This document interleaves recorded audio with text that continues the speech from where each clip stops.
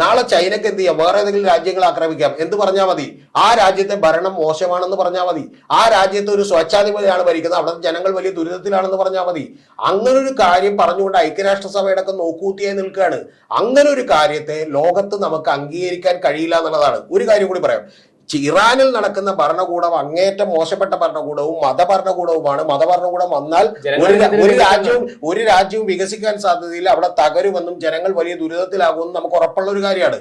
പക്ഷെ പ്രധാനപ്പെട്ട ഒരു കാര്യം, ഈ യുദ്ധം കൊണ്ട് എന്താണ് സംഭവിച്ചിരിക്കുന്നത് എന്ന് ചോദിച്ചാൽ, അത്തരത്തിൽ അവിടുത്തെ ഭരണകൂടത്തിനെതിരെയുള്ള പ്രക്ഷോഭങ്ങൾക്ക് പോലും വലിയ വ്യത്യാസമുണ്ടാവുകയും അവർ പോലും യഥാർത്ഥത്തിൽ അമേരിക്ക ചെയ്യുന്നത് ശരിയല്ല എന്ന് പറയുന്ന നിലവാരത്തിലേക്ക് എത്തുകയും ചെയ്തു. അല്ലെങ്കിൽ ഈ ലോകത്ത് ഇന്നിപ്പോ യുദ്ധവിരുദ്ധ റാലികൾ അമേരിക്കയിൽ സംഭവിക്കുന്നത് പോലെ ലോകത്തെമ്പാട് സംഭവിച്ചുകൊണ്ടിരുന്ന ഒരു കാര്യം എന്താ?